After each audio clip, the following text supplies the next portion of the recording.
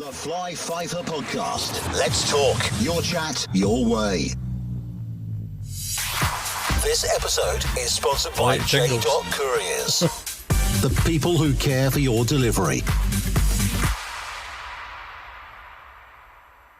It's quite funny today because this guy I've been trying to get in here for ages, right? So good morning, good afternoon, good evening, good night, whenever you're listening or watching. I am sat with the one and only Colin Murdoch. Murdoch?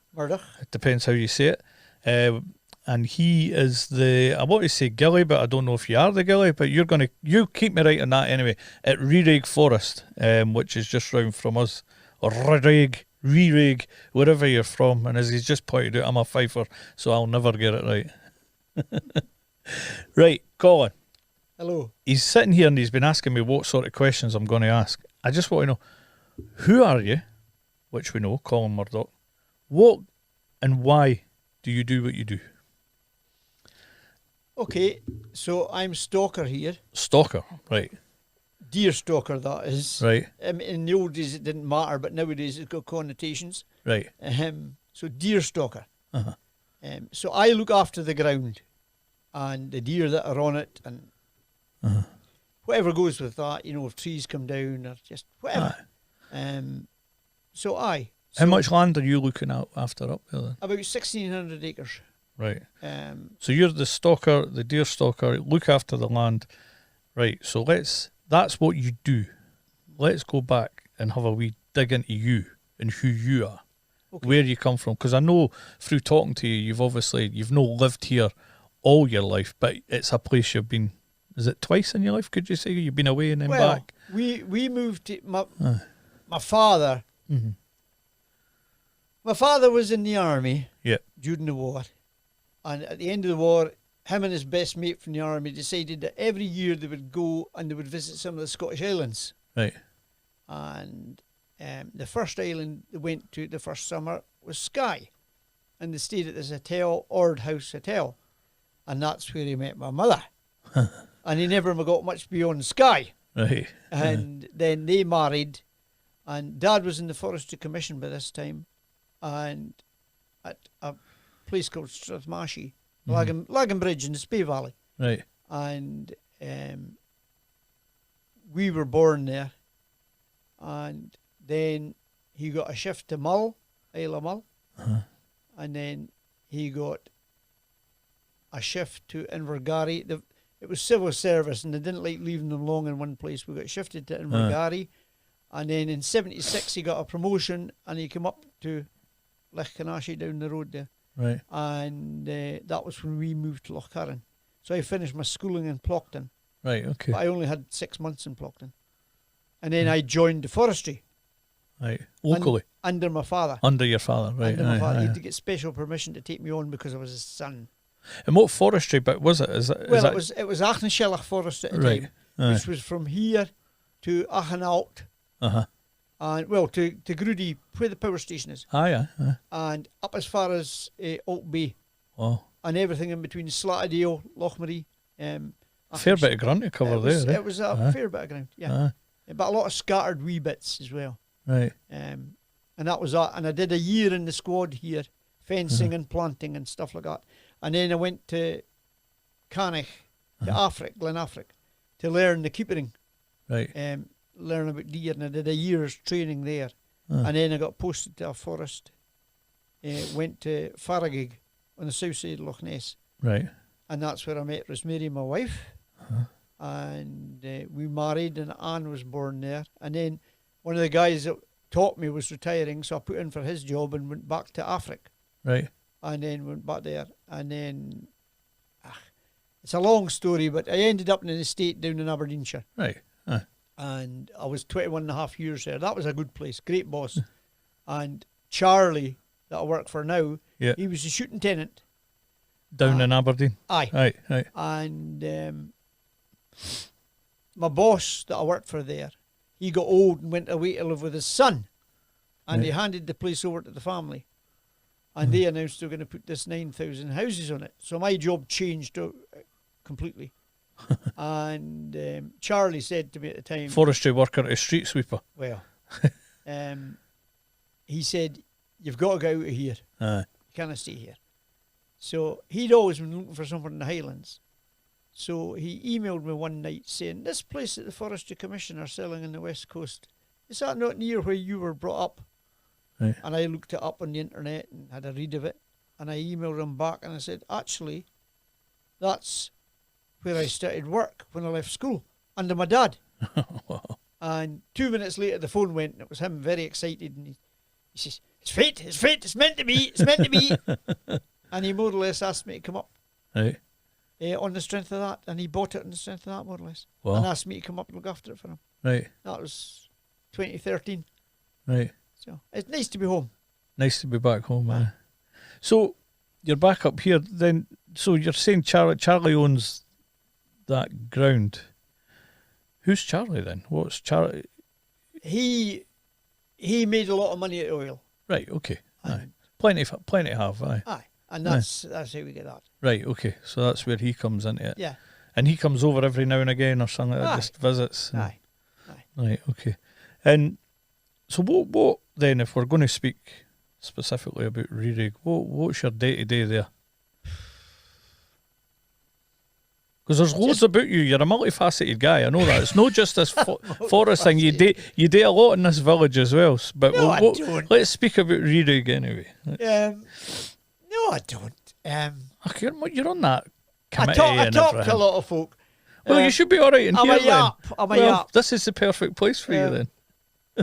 I have to feed the deer. I feed the deer just about every day. And a big bit of it is I do a lot of tours. Right, throughout okay. the year. When we bought the ground at first, there was no deer on it. Right. The forestry had slaughtered everything. Wow. So the first thing I did was build this fence. It's about 5 miles long. And we brought deer in. So you reintroduced the deer to that forest. So that Charlie could have deer in the ground for stalking. Right. But then the deer have taken off. There's deer in the outside the fence now. Right. In the woods. Not full, but there's some. So I answered to a big wedding venue. Right. And that's what pays for up here. Right. So I don't contribute a great deal. And I'm very conscious of that I'm a cost. Right. So I started doing these tours with the tourists, kind of by accident. Aye. And they've kind of taken off. And they're making a wee bit of money now. So I'm putting a bit of money back in. Right. Which makes me feel better. Aye, because you know the cost. Aye, yeah. And so now the deer inside the fence, they're now for my tourists. They're mine. Aye. Right, okay. I'm very protective of them. Aye. So, like, just while we're on about the tourists and and stuff like that, how does somebody book that? What do they look for to book that? Just in case somebody sees this. If they look up I do a Facebook page. Right, okay. Reraig Forest. Yep. And I'll put links to that on the description. Right, thank you. I've got an Instagram page. Right. There is a website out there, but I never had anything to do with it. Is that to do with the hotel? Aye, they put that on. Yeah. And the castle. The castle, the wedding venue. Yes. And they put that up. So folk see me on there and they message me or email me or whatever. Right. I'm not very good at marketing. Right. I can talk, but I'm not good on computers and stuff like that. Aye. There's plenty of that. Folk find me. Aye. You know. They must do if you're tours and they're getting busier and busier. So, aye. So are they sending them or are they coming direct to you for the tours? They come to me. Aye. Right. Aye. So it's not like the the event space is sending them. No. Right. Okay, No. what castle was that again? Where is Drumtochty Castle. Drumtochty? Where is that? It's down in the Mearns, the How of the Mearns. The How of the Mearns. Lewis Grassic Gibbon country. You know, Sunset Song? I'm lost. No. No. Somebody will know, but I don't know. So they've got a big wedding venue down there. It's a beautiful castle, like. Right.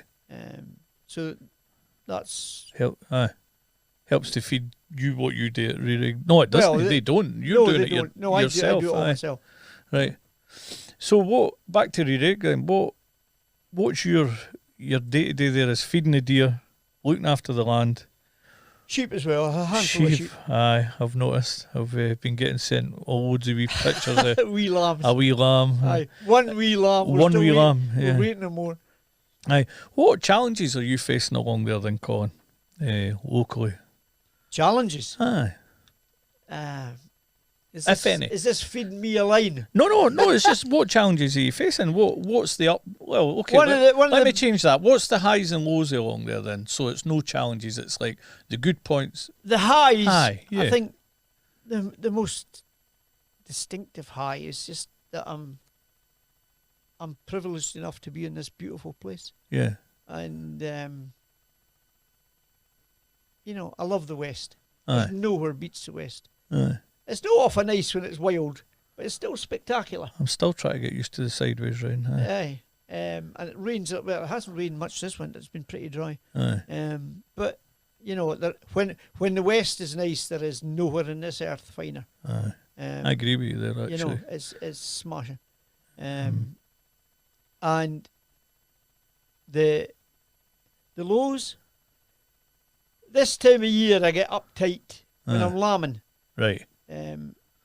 There's so many folk with bloody dogs and not got them on leads, right. And it really winds me up. Yeah. See, I never envisaged that being a problem up here. Down where we're from, like Fife, Edinburgh, stuff like that, and even the Pentlands, big problem there with folk because there's the massive people there. There's a lot less people up here. Therefore, you would think that the less people up here where we are would have a better knowledge of, what goes on round about, as in respect for the countryside, so to speak. No. Everybody nowadays is entitled. Entitled, yeah. Folk are entitled. They think they are. Yeah. I'm entitled to let my dog run about, do what it wants. Oh, the dogs are chasing the deer. But that's what dogs do, they tell me. And do you think that comes with the freedom to roam thing then? An element of it does, I think, yeah. So if I'm free to walk, the dog can walk, aye. Yeah. And they can. Yes. But the law says that if you're near sheep, the dog has to be on a lead no longer than 2 meters. Yeah. Or under close control, which literally means by the law walking at heel. And that means it'll listen to you as well. It can be controlled. Aye. I got a guy on Saturday, a couple, walking with 3 dogs, 2 collies and a lab. Not a lead amongst them. They didn't have a lead. I says, do you mind me asking how far you're going? Oh, just a wee bit. I says, I've got lamb and sheep in there. He says, but these dogs have got great recall. And he says, they're used to sheep. I says, I don't want to hear it. He says, I've been told that so often. The thing I hear most from dog owners is, my dog won't do that. Yeah. Somebody's dog's biting my sheep. Aye. Exactly, aye. But they don't want me shooting their dog. Yeah. They would take exception if I did that. I see the other side, that not trained, not knowing, not being part of the country all my life, and not knowing the facts and everything like that. Because I used to say to Claire, I see all these, didn't let your dogs worry sheep. And I'm but sheep are chased by a dog day in and day out. But it's a dog that's trained. Our dogs will run up and nip their legs, I understand that. And sheep it's at the right time of year. Correct, aye. Yeah. Just now, when they're heavily pregnant, if a dog chases them, if it chases them enough, they'll collapse and die. Right. The biggest case of dog worrying in the UK was 67 or 76 sheep in the North England. Right. And there wasn't a bite on one of them, and they all died. Right, and that's just with the dog chasing them at the wrong time. It was 2 labs or something in a field with them, playing with them. And they were just running back and forth. And the sheep were on the point of lambing, and there were big commercial yows. Right. And they all had twins or triplets inside them.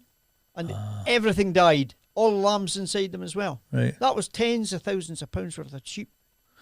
Aye, and in this day and age, they can't afford. I mean, every penny's a prisoner on a farm, with that. It's hard for farmers. Aye, very hard. I mean, we're not making money out of our sheep. Yeah. But, you don't want anything to happen. You care for your animals. Yeah. And what about the deer then as well? Are they just quick to their heels, nothing will get near them dog-wise? No. Or do they get... Oh, aye. I had a calf killed behind the shed one time. Right. By a dog. Right, okay. And, when the calves are born at first, they're very vulnerable because they'll just lie tight. Right, okay. They won't get up and run. Ah, right. And they just... They think, I'll just lie doggo and nothing will see me. Doesn't work like that. Doesn't work like that with dogs. Always, Yeah. So considerable woes then when you think of it like that. Yeah. There's I know all my deer and I know all my sheep, and I take it personally if anything happens to them. So they become like your pets. Well, not your pets, but aye, you know them. Aye. I mean, if you've got dead sheep, you've got dead sheep. Right. If you've got deer, you get dead. They die. Yeah. Humans die. Yes. But everything dies. Yeah, we all do. Aye. You don't want them dying if you can help it. Unnecessarily. Aye. Yeah. Right, okay. So what else? Come on, talk to me. I'm trying to pull this out of you, all about Reraig and... Camper right, vans, tourists. that's another bloody low. Right, we'll get to that.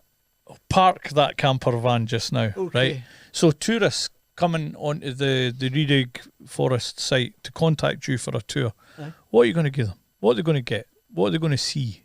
I usually meet folk in front of the hall. Uh-huh. It's easier than trying to explain where to go. Right. So it's easier if I Village meet Hall them in in the Lochcarron. village. Yeah. And I gather them up, and then I take them away in the pickup, Right. and I take them to Reraig. Yeah. And into my shed, and show them some stuff about deer on the wall. Right, which you've showed me when you had me up there, and that's That's quite a knowledge. About the biology of deer and how their lifespan and how things work out in the rut and whatnot. And then get them in the Argo, which is an 8-wheel machine, which is very able for going over the ground, and take them up the hill and feed the deer up the hill. Right. So they'll end up with about 50 odd deer round them within about 20 feet. And they can see the deer close up. It's, every tourist can see deer in the Highlands. Aye. Well, mostly at the moment, although there's getting a lot less. At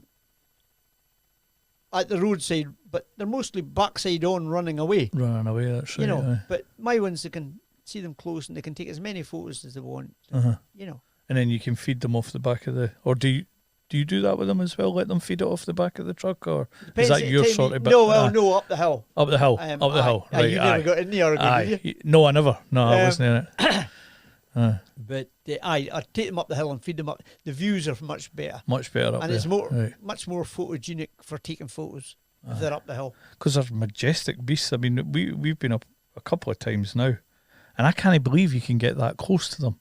And some of the photos that I've shared online and everything like that, people are like, what are you doing, And I mean, I shared one thing on a Scottish site, and I'll never share another thing on it because, I was hung, drawn and quartered about feeding the deer. Right. You can't be that close. You shouldn't be advertising that you're that close. And then other people are like, that's wonderful that you get to do that. The yin and yang of everything. Yeah. So you have to watch. They can't be dangerous. Oh, aye. You have to pick your moment. Yeah. I mean, not in the rut. Rut is, you got to kind of leave them alone a wee bit in the rut. Yeah. Because they're fiery. Aye. So up here, I mean, I've experienced it up here. I'm sure we had one in the garden through the last rut because it sounded like it was outside the window. Aye, you will have done. They can be particularly noisy, like, you will have done. Aye. What, see the rut season? Obviously, it's when, or the hinds, as you call them, which is the female deer. Yeah. They come into season, so the boys are all out trying to pull a bird sort of thing, or September, as many as they can. Yeah. Aye. Well, September to when? September, October. September, October. And has that ever changed? It's just September, October every year? No, it'll drag on. It'll go on into November. If a hind doesn't take the bull, if you like, if she doesn't get pregnant, she'll come back in 30 days later. Right. Into season again. Right. That's why I get light calves. Right. You get odd late calves because obviously she hasn't come in taken the stag, and she'll come back into season. So deer, the males, antlers, Is that right? Terminology? Antlers, yeah. Right. Made of bone. So, aye. So you told me a load of stuff about them when I was up that I had no clue ever happened. I had no clue that those big majestic things lost them. Fall off. I thought that was like a birth thing that was there their whole life. Could you maybe talk a wee bit more about that, just to enlighten people about the bone, the antlers, and that DNA thing that we spoke about? Like, well, I'm saying DNA, the similarities in the growth. Yeah. Sorry. Aye. Right. So, antler is particular to deer. Horn is different material. It's made of keratin. It's the same as your hair and your nails. And that's particular to sheep and goats and antelope and all the bovine species, cattle, bison, buffalo. They all grow horn. Right. Deer grow antlers, and horn stays on for the life of the animal. Right. And just gets bigger and bigger and bigger. Antler falls off every year in the spring. See, that was something I never ever knew. And they grow a new set, which follows the pattern of the previous set. Yeah. Not identical, right, okay. but very similar. Very similar, right. And as they get older, from young, they get bigger, obviously, until they reach maturity, and then they'll stay the same, and then they'll get poorer as they get older. But yeah, it follows the same pattern. Like, so if a stag has a particular shape, like you get round heads, you get heart-shaped heads, you get narrow heads, they'll have that all their life. And it's inheritable. The children will inherit the same shape, or they can do, the sons. Right. And they fall off in the spring, and they grow a new set. So they fall off in the spring, and by the second week in August, they should have a brand new set of hard antler. So while it's growing, it's covered in this soft stuff called velvet. Yep. And the velvet is supplied by a feed of blood which goes through the centre of the antler. It's porous, the centre. Right. Yep. And the blood flows through that, and that brings all the nutrients and vitamins and whatever it needs to make it grow. And it grows incredibly fast. So in a few weeks, it grows, 30 inches, more, 36 inches, some of them. And in weeks? 36 inches. Right. Well, from, say, April time, right through to second week in August. That's it.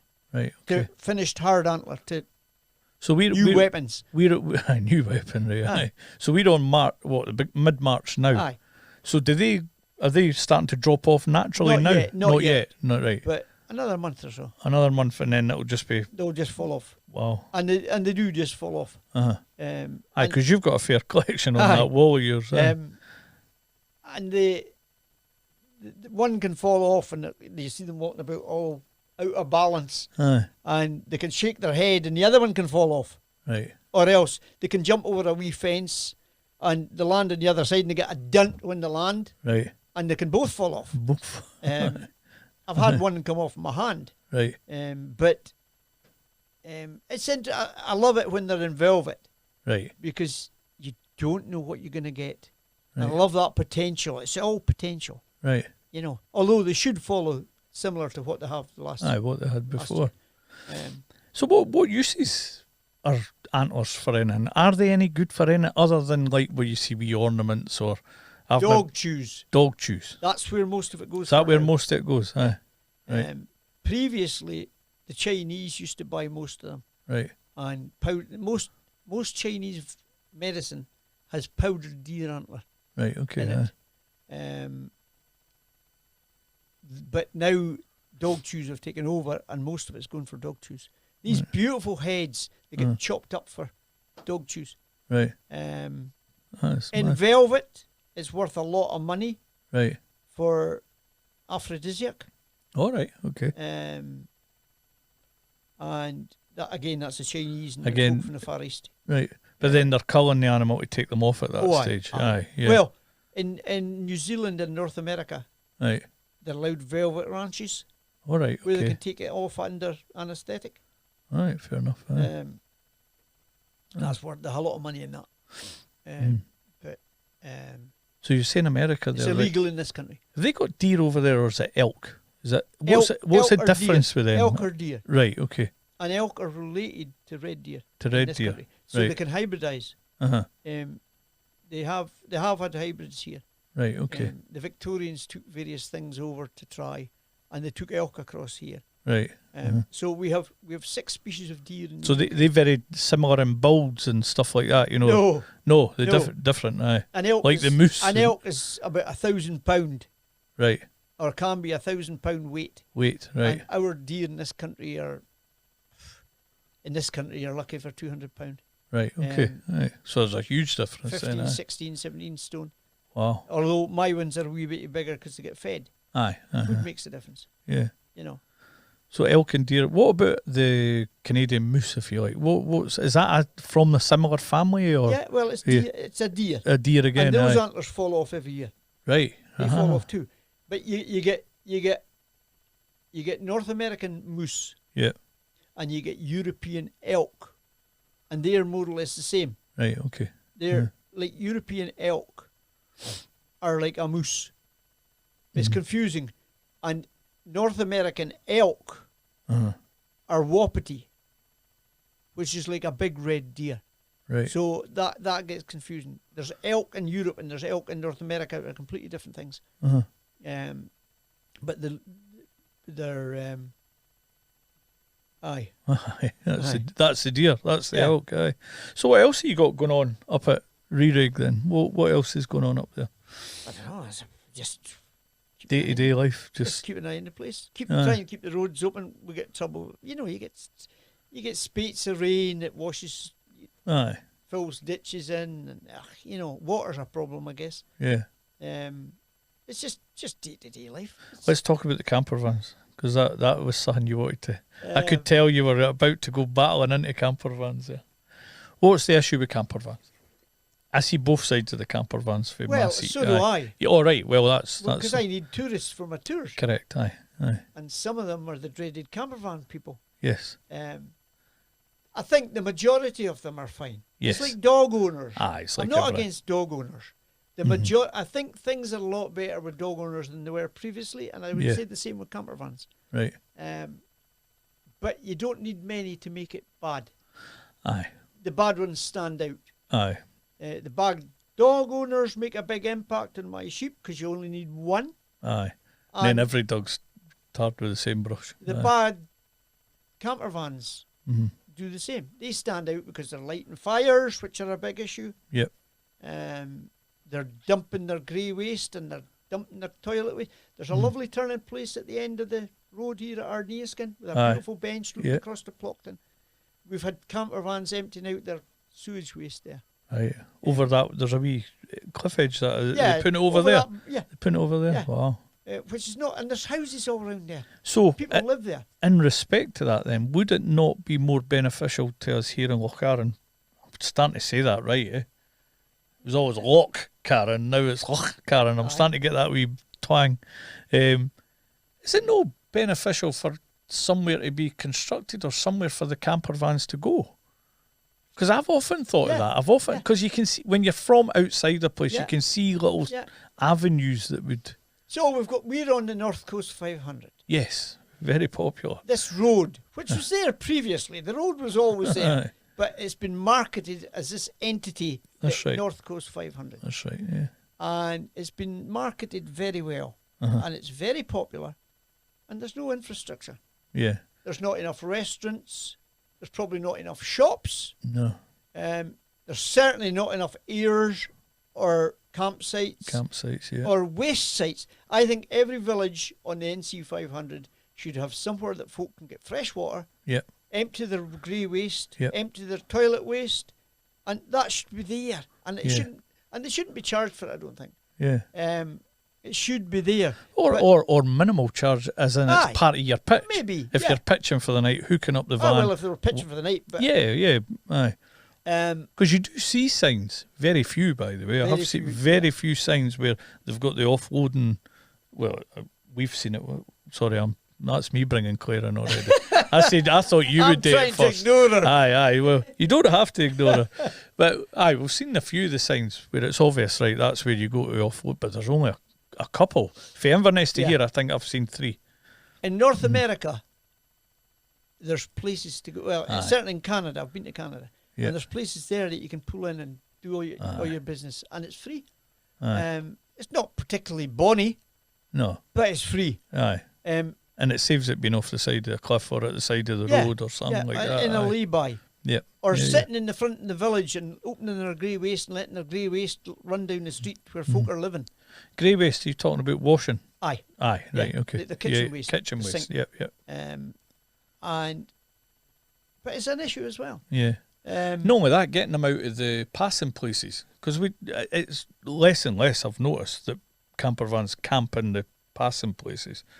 But if you've got to stop, you're knackered, and you can only find a wee, and you don't know the area, and you're there's a gap there, I'll pull in there, we'll park there for the night. Then you wake up in the morning, bloody hell, it's a thoroughfare, you know.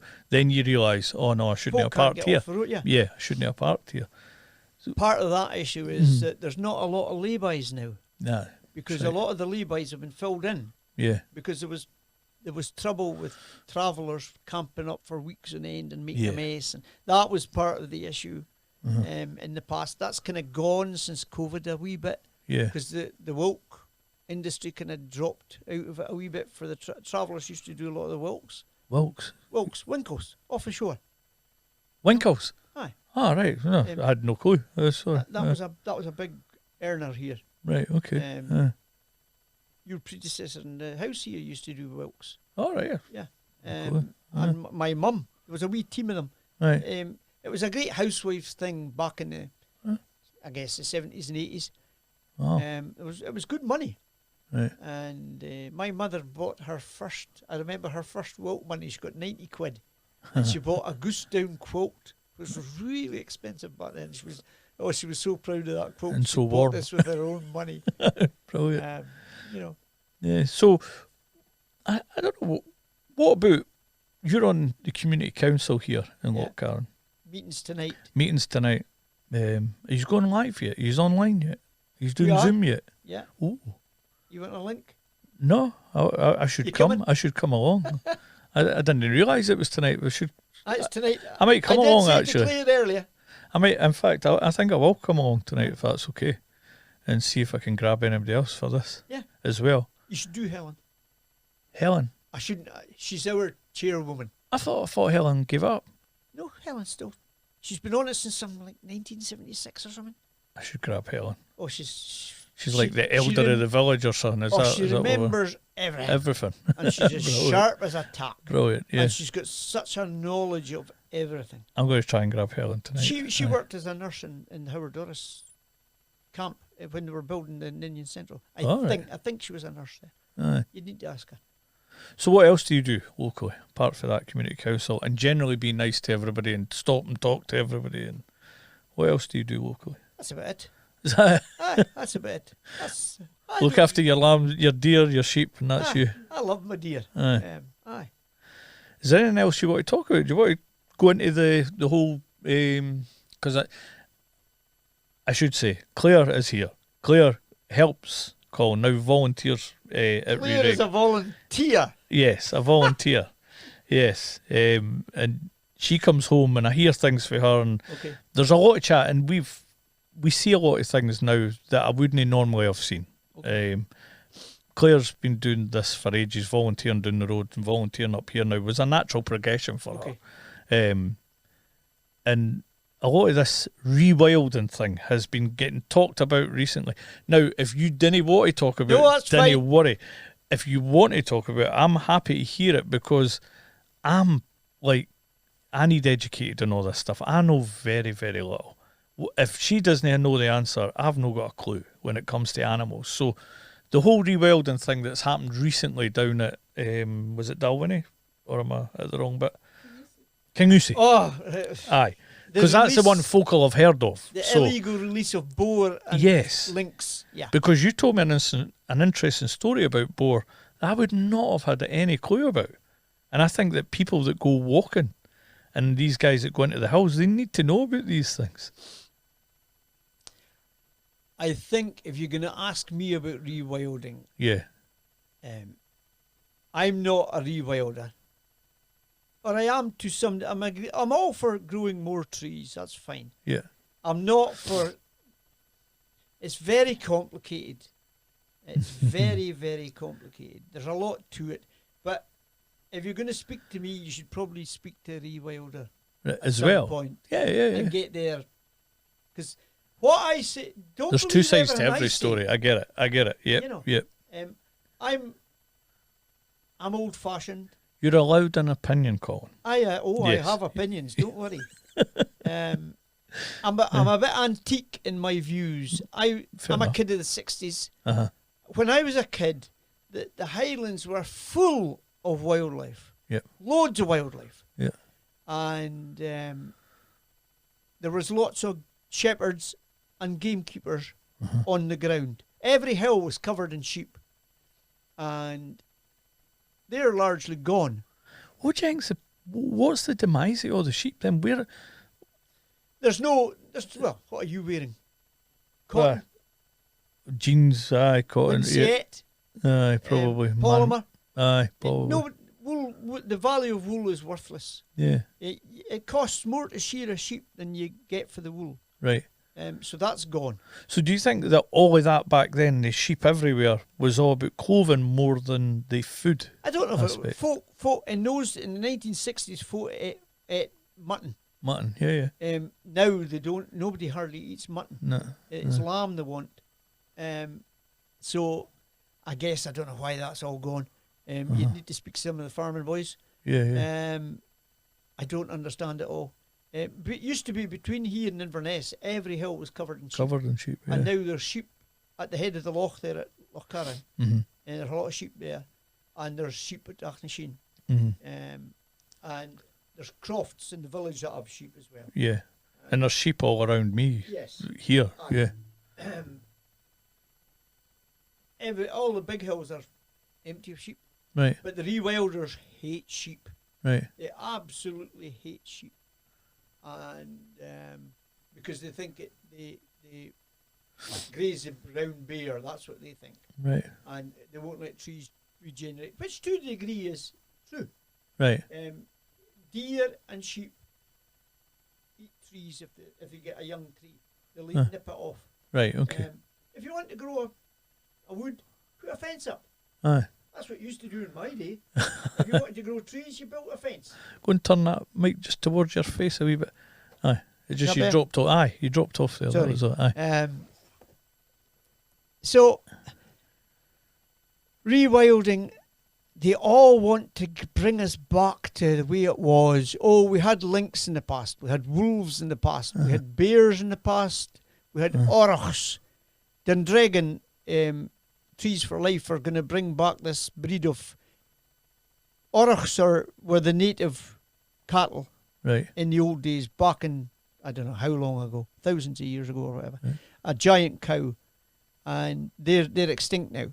Right. But they've developed this breed, I can't remember what they're called, Taurus or something like that, that are as close as they can get. We seen a bloody huge bull or cow or whatever the hell it was on the way to Aberdeen. Massive. Huge thing. I've never seen a cow or a bull as big as that in my puff. It'd be a big commercial bull. It was huge. Big commercial breed bulls will be about 1.5 tons. Oof. But Dundragon are going to bring back this breed of cattle, right, and put them loose in the hill. Okay. How they're going to work it with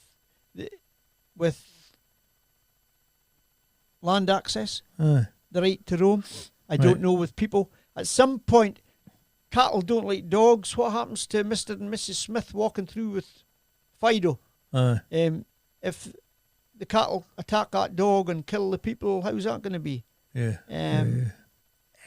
But I hear all these people want to bring back lynx and wolves and stuff.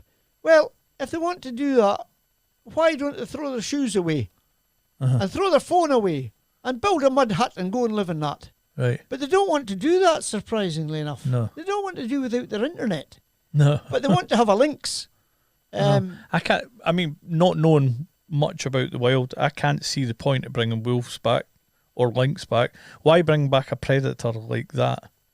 You know, because you know somebody is going to get attacked at some point by these animals. You can't say that's going to happen. Can't say it is, can't say it's they'll not. tell you that it won't happen. Yeah. But certainly livestock would be preyed on. Well, exactly, yeah.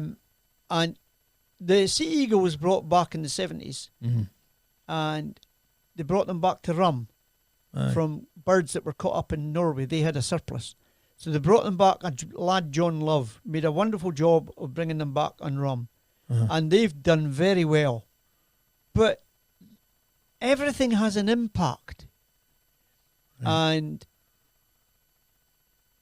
eagles can kill lambs. Not every eagle will kill lambs. Not every fox will kill lambs. Right. But if you get one doing it, they'll specialise in it. Right. 2020, I had one particular sea eagle started killing deer calves on me. Right.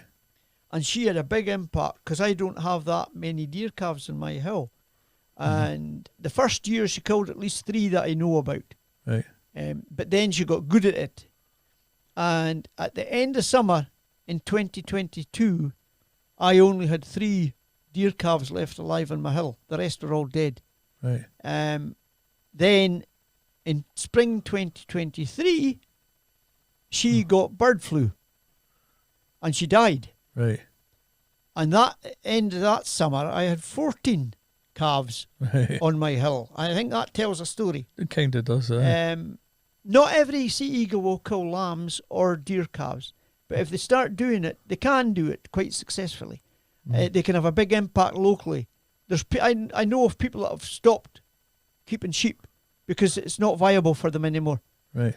And the folk that are living in their nice houses in the cities that love rewilding, or the idea they don't care about a dead lamb. They shouldn't be here anyway, they'll tell you. They're just stopping the trees growing. You know, everything has an impact. Yeah. And lynx would kill sheep, although they will tell you that they don't leave woodland. But there's plenty of sheep in the Highlands next or in woodland. And wolves is just another matter. I was very lucky last year to be taken across to Switzerland, right, to look at lynx and the problems that go with it. They've had them back in Switzerland for 50 years, right, but they're not without issue. And Switzerland is the 3rd highest subsidised farming country in the world. And if they lose a sheep in Switzerland to a lynx, they're very well compensated for it. They get the potential of that sheep. Right, okay. Plus all the young it would have had. So it does. They get the money. If you had 2,000 acres of hill here and your sheep on that 2,000 acres, where are you going to find the lamb that's been taken by a lynx? How are you going to produce that to get money for it? Where is it? It's not an easy thing. And wolves are just, well, they're having a huge issue with wolves in Switzerland at the moment. Right. Because they've got lots of lone wolves, hence the expression. The expression, aye. And they move huge distances. They can be in Lochcarron one day, the next day they can be in Inverness. Right. They travel huge distances and they just kill stuff. And I was there at the end of April, beginning of May, and the year's compensation money for predation for lynx and wolf had all gone because of the impact the wolves were starting to have. They moved in from Germany. Starting to cost too much. Yeah. Yeah. There's limited money, and in the UK there is no money. Aye. The UK, there's no money for anything in the UK. They can't even fill the potholes. There's plenty of money to give away to other places. Though. Oh, aye. But you know, look at the state of the roads in the UK. And, well, you know, it's not a political platform. It's just a chat. You know. Farming though, right? See, what's your opinion of farming then? And why do you think it's, you know, what costs the animals and everything like that? Why are we seeing a decline in farming, do you think? Now, I know I would probably be better asking a farmer that, but, I mean, you're a man of the land, Farming, are you talking about farming just in the Highlands or just anywhere? in general, anywhere, Okay. in general, Right. in general. In the UK, the government are promoting all these schemes, sort of rewilding schemes, if you want, plant more trees. There was a programme on last night, that Farming Life, this Farming Life, and the family on there, they rent a farm of 1,400 acre, and they were losing something like 300 acre because the owner had decided he was going to put it back into trees. They've lost that ground, so they're going to have to. They've got to make their cattle herd smaller. Right. That's where they put their cattle. Things like that. Environmental schemes. Yeah. You know, this bringing back beaver. That floods land, which makes it unusable for farming. Right. You know, there's lots of beaver in the Highlands now. There's lots of wolves. There's lots of wild boar in the Highlands now. And it all has the boar are destroying farmland. Yeah. Because they rip up. And they're dangerous animals as well. As you were telling me, the boar can be. They can be. Yeah, it can be dangerous. They can be dangerous. See, I would never have thought we had any issues like that here. Oh, they can be. Yeah, they can be. The rewilders, when they want to grow trees, they slaughter the deer. All these charities, Scotland Big Picture, Trees for Life, RSPB, John Muir Trust, they buy these places, and the first thing they say is, we're going to cull the deer. Yeah. Now, you look up the dictionary meaning of cull. Cull is a managed control of a population. Yeah. They don't cull them. They try and bring them down to as low a level as they can get. They won't tolerate deer on their ground. Fencing nowadays is very expensive. Aye. So it's expensive to fence. So they'd rather buy bullets and shoot the deer. And their deer are getting slaughtered in the Highlands just now. Oh, definitely are, because even over the years as being a truck driver, right? Travel the A9 a lot. Yeah. Being a truck driver for the Central Belt, you're up the A9, you get your share of travelling up north. Yeah.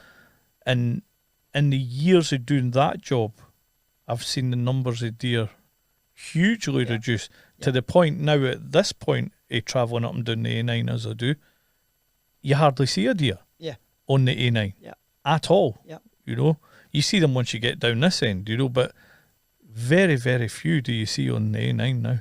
Driving from here to Inverness, nowadays you might see 20 or 30 deer, maybe. When I was a boy, I don't bloody know. See here to Acknasheen, the times I'm travelling anyway. Yeah. We see a lot of deer. Like, hello. When I was a boy, that's how we found the horses the other night. Aye. Because we were driving home slow, watching for deer. Yeah, there's always a few at Kelso there. Aye. Kelso, quick question before we... Where is Kelso? Right, is it round by the train station? New Kelso, yeah. Is where the big house is. Not those fields at either side of the road. At the train station? Well, this side of the train station. This side of the bridge. The bridge? The bridge over the river. Oh, I know a bridge is going to go over a river. What river? The River Carron. Right, round by the wee narrow bridge when we come round by the train station. Aye, this side of the train station. Right, okay, so that's New Kelso up there. Aye, that's New Kelso. Right, okay. That's New Kelso. There's a lot of deer round about there. There's quite a few. Nothing to when I was a boy. Right, okay. When I was a boy, there's been hundreds. Right. It's the best grass. If I offered you a plate of mince and a plate of steak, which would you eat? I'd have a steak every day. You know, why should the deer stay up the hill on poor feeding when there's good grass down the bottom? They're going to come down to eat the good grass. There was an old saying that they would come down in the winter because of the bad weather. Is that true, even? To a degree. Right. To a degree, but more for feeding. More for feeding. More for feeding. So that concentrates deer in areas. Like, you may see quite a few deer round those fields, but if you go up in all the hills round about, you won't see any hardly because they're all down the bottom. Right, got you. You know. And they blend well, the deer. Aye. Yeah, sometimes you didn't see them and you stumble upon them and it's... Folk think they're a nuisance on the road. Aye. bloody slow down. Aye.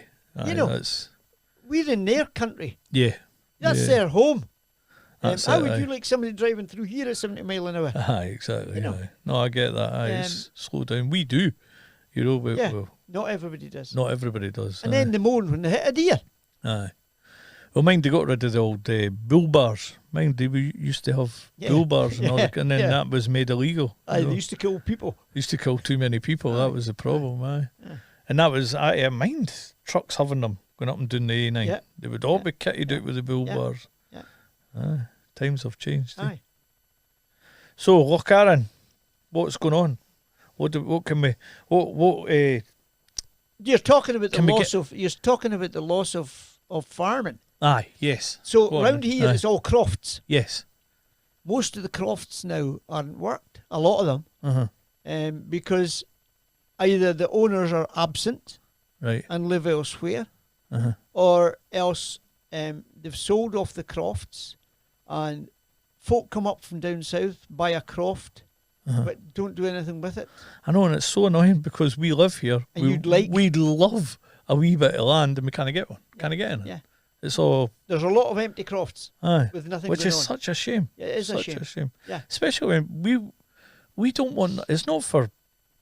I'm not an animal guy, but I'm happily help them do what they want to do, and I'm talking about Claire and her mum because they want to grow a lot of fruit. Well, Yeah, no fruit, yeah. but veg. Yeah. And stuff like that. So growing stuff, maybe keeping bees and things like that. Yeah. But we can't get a bit of land to do it. Yeah, yeah. And yet there's so many lying empty and dormant. And Crofts are so hard to get a hold of. strange that if you've got one, you're no using it. Why are you keeping hold of it?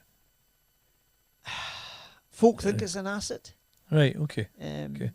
You know, and there's not a lot of money to be made at crofts, Right. but for those that do it, it's precious, I think, Yeah. and it should be treasured, because there's folk around here whose grandparents had the same croft, Right, got you. Aye. and they had sheep in it, so they've got sheep in it, and it'll be the same strain of sheep. It'll be the descendants of those grandparents' sheep as well. That'll still be here. And aye.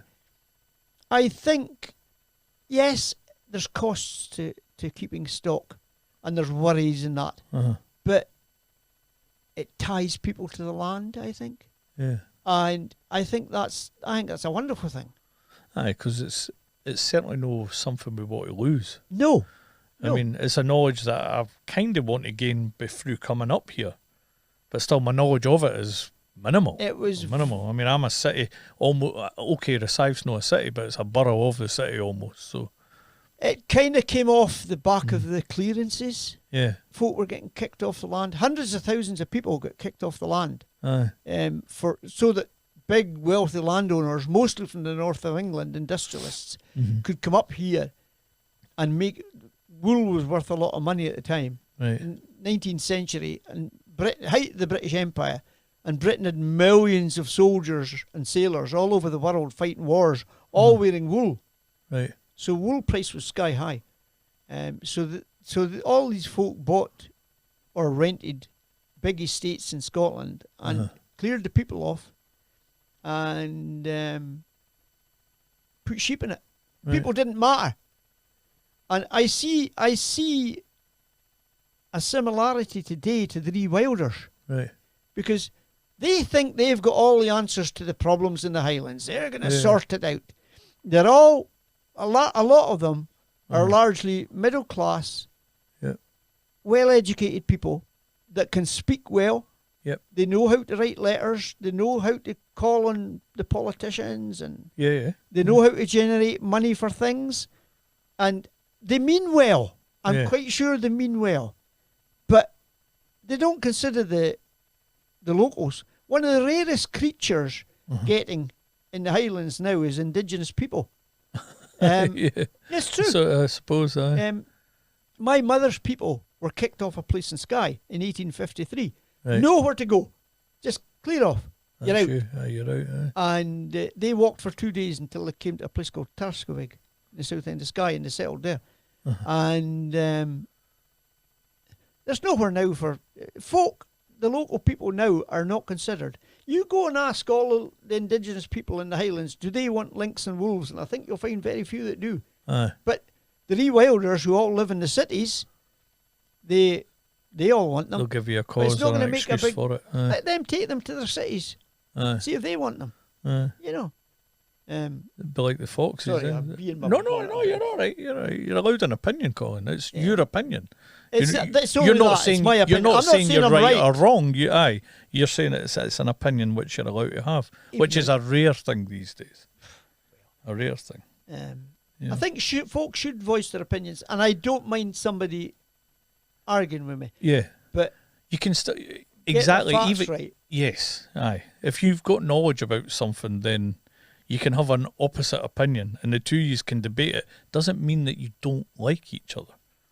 I've been in an industry for a long time that if you have a different opinion to somebody, then all of a sudden you're hated or you're disliked because of that. And it's such a shame. You know, I'd rather have two different opinions, battle out, and then meet somewhere in the middle. You know, and that's kind of why I do all this. Folk have to talk. Yes. Folk have to talk. Yep, they do. And I don't particularly like the rewilding, but I appreciate that it's taking over at the moment. Right. And we have to speak to them. Yeah. I don't have to agree with everything they say. I think, yes, it would be nice if we had more native woodland. Yeah. But we have hardly any capercaillie left in Scotland. When I was a boy, there were loads and loads and loads of them. And they were really widespread. And now they're not. But they gave protection to predators. Right.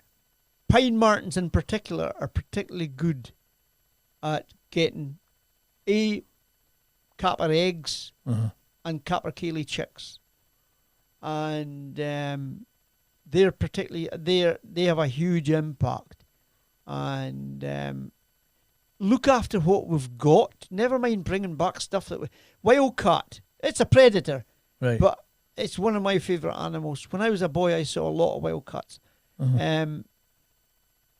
And they're just about gone. Yeah.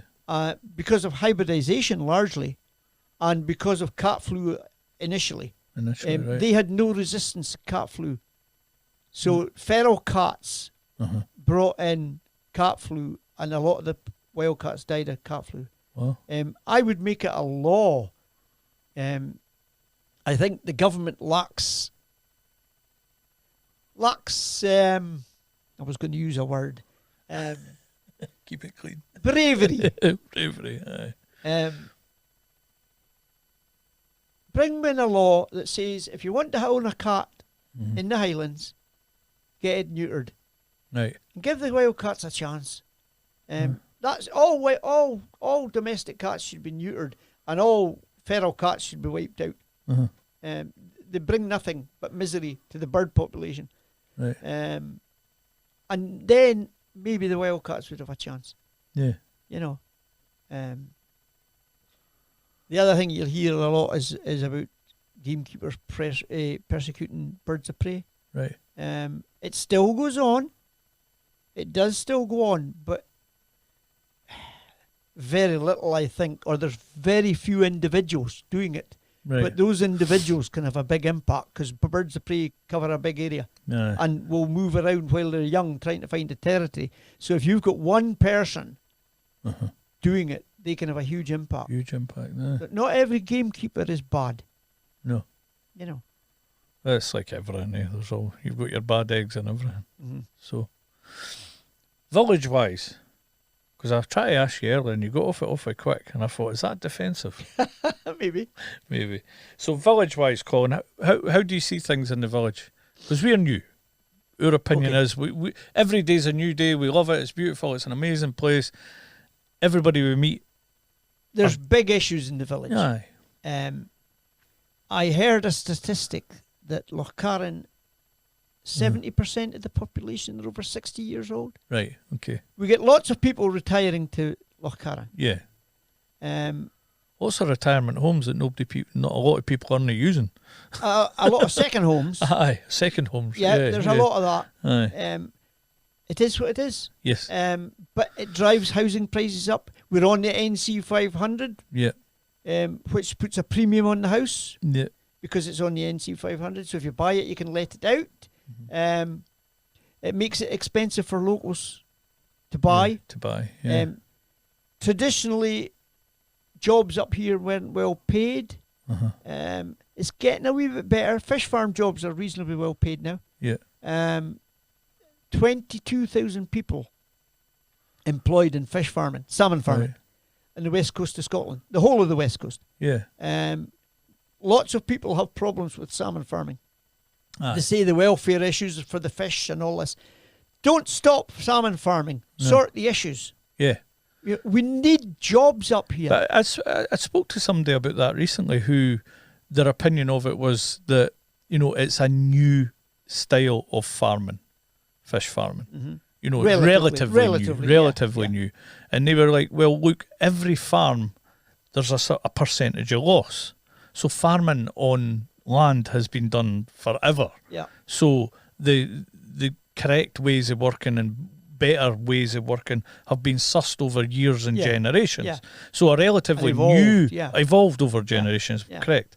So the farming thing, the fish farming rather, his opinion was, well, that's relatively new, so the best practices are still evolving. Yeah. So you're going to have a higher percentage of loss while things are evolving. Yeah. Impact on the environment as well. Yeah, exactly. So, I mean, I kind of got that, and he put it so well, and it didn't make me think, oh, you work for the company, you're going to say that. It just put it on a plateau where, yes, that makes sense. People forget that people have to live here. Yes.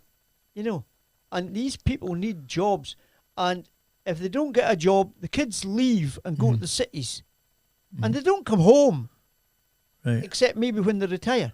Yeah. And by that time, they get a house up here, or maybe they've had a family house up here or something, and they move up here, and then the folk that move back, or the folk that move from the cities to escape the cities, 10 years later, they're getting old. Yeah. And they need help, and they need a care package. Yeah. But there's no young ones to be carers. Yeah. Where are you going to get the carers? How do we bring them in then? How do we bring more people in? Because I fall into that category that in 10, 15 years, I become old. And where are the carers going to live? Yeah, exactly. When all the houses are taken up. Yeah.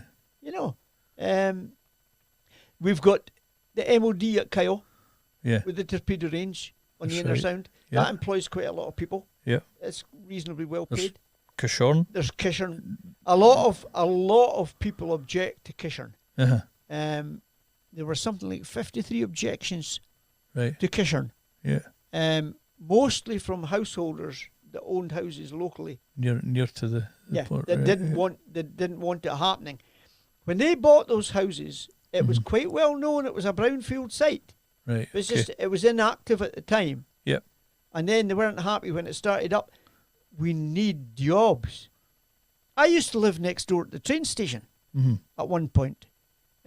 I didn't write to British Rail asking them to cut the train off because it was making a noise. Yeah. I lived next to I expected to hear a train. Exactly. And if you're not listening for it, you hardly hear it. I was a delivery driver delivering flour. Now, these tankers used to make a hell of a noise delivering their flour into silos, pumping it into silos, right? And then the industrial estate in one particular place I delivered to, they built houses around it, and then you couldn't go at 4 o'clock in the morning, you couldn't go until 8 o'clock in the morning. Because it would disturb the people. Because, wait a minute, you bought a house next to an industrial estate, what you expected?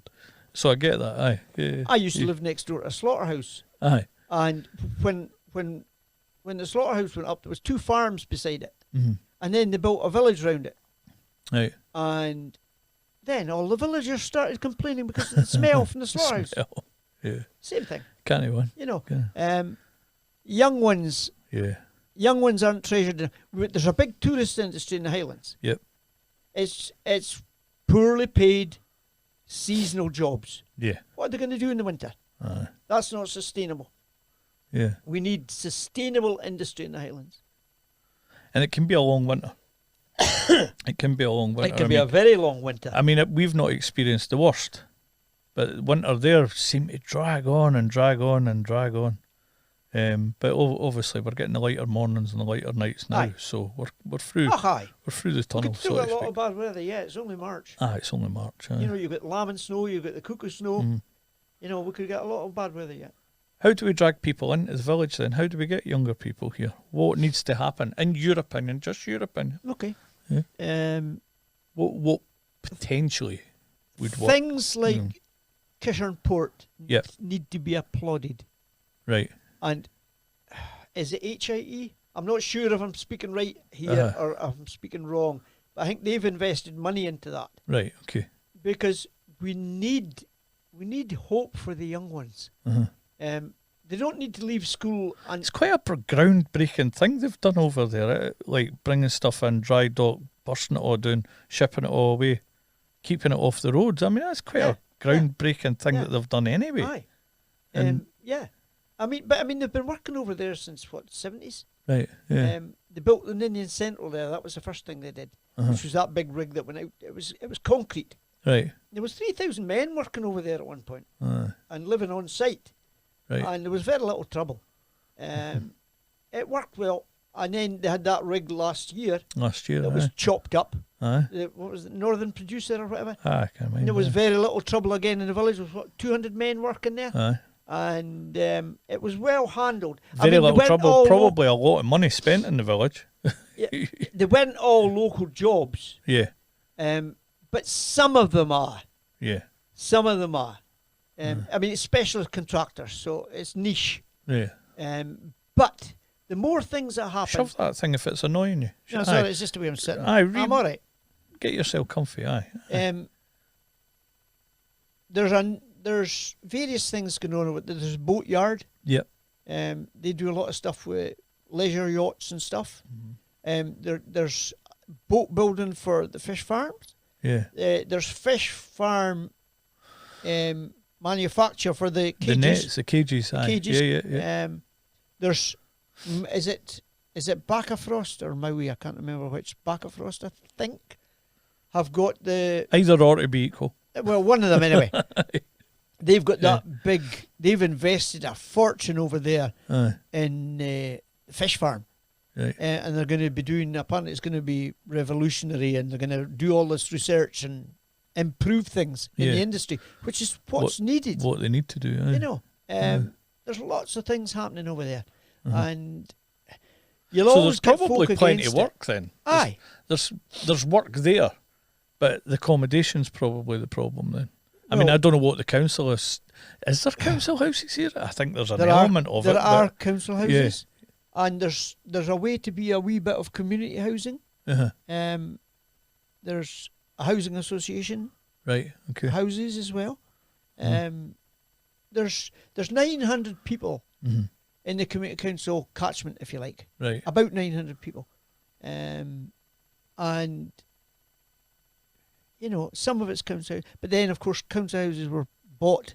Yes. And that took them out of it. But there's not been a lot of spend since all of that. That was Maggie Thatcher's year, wasn't it? Well, she had to get rid of the strike somehow. Buy your house. Let's see you strike. That's for you to say. I'm a kid of that era. I was a kid. She was Maggie Thatcher Milk Snatcher to me when I was a kid. Yeah. That's what I grew up on. Aye. You know. And to be honest, with everything that's going on in society nowadays, what I remember of her from back then, I wish there was another Maggie now. But then that's a debatable. I don't know where things are going to end. You know, you've got Trump in America, you've got Putin in Russia, you've got the Chinese. Do you know, my only opinion of all that is focus on home. We need to focus on home first.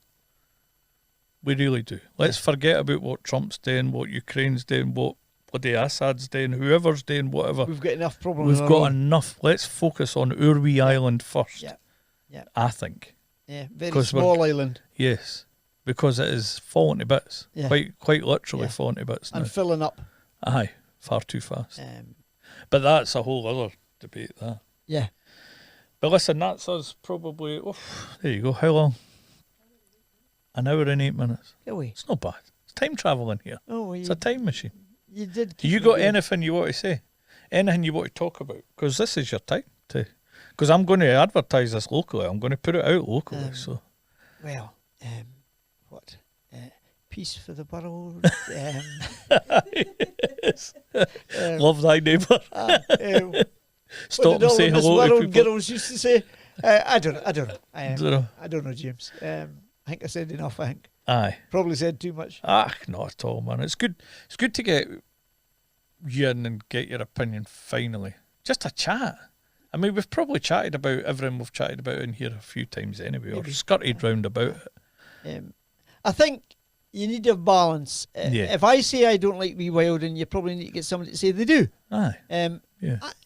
And if somebody watches this, if somebody does watch it that is for it, I'll happily talk to them. I talk to anybody. Mm-hmm. It's good to get both opinions. You're right. You're absolutely right. I have strong opinions, but I care. I care about the Highlands. I care about the Highland people. Yeah. I care about the future for the Highlands. I don't know what the future holds for the Highlands. I care about the wildlife that I used to know, and I care about the Highlands that I used to know, because it's gone. Right. It's gone. It's nothing like, you think it's nice up here now. Yeah. You should have seen it when I was a boy. Yeah. Every croft was worked. Everybody cared about the land. Everybody knew their neighbour. Yeah. You used to know everybody all the way from here to Garve. Aye. And folk looked after each other. They still do to a degree. I mean, folk care about each other around here. But it's changing. Aye. I do see it changing. It's good that you care, though. It's good that somebody cares. Well, you've got to. A lot of people do, I think. Aye. A lot of people do. And it's good to have somebody that's as passionate as yourself, Paul. It's definitely needed. It's a community we live in. Aye, it is. And we need to build. We all have to get along as well. Aye, and we're all different. And have to work together to help the community. There's nothing wrong with being different, as long as we all consider it the other. Aye. We can all be different, have different opinions and ideas, but then find the middle ground together. Yeah. And it makes us stronger. Sit down and have a cup of tea. You never give me a cup of tea. Nah, we never. In fairness, I was offered a coffee. There's water in front of you. Comes off the hill there. No, I would need a pee then. You don't need that on camera. Well, we call it a day there. I'm very good. Are you happy with that? Hit the button, Claire. Hit that button. Thank you. Thank you. I'm going to get you to just say a parting comment to the camera just when we're finished here. But thank you very much for your time. This is a wee jingle I put at the end of every podcast. Apart from when Claire's no here, I forget to press the button. Well, somebody's got her away playing up in Reraig Forest every other day now. Colin, speak to your camera. It's the one with the red dot, and just give a parting comment of any kind that you like. And I don't need smoke blowing up my arse. This is a parting comment for you to maybe anyone that's watched. Okay. I don't know what to say. It's only my opinion. It maybe doesn't carry any weight. I'm not a scientist with big degrees after my name. I just speak as I find and see what I say on the land. Yeah. That, Colin, I think is pretty fair. Right. Thank you very much. Cheers. Thanks. Thank you. Thank you.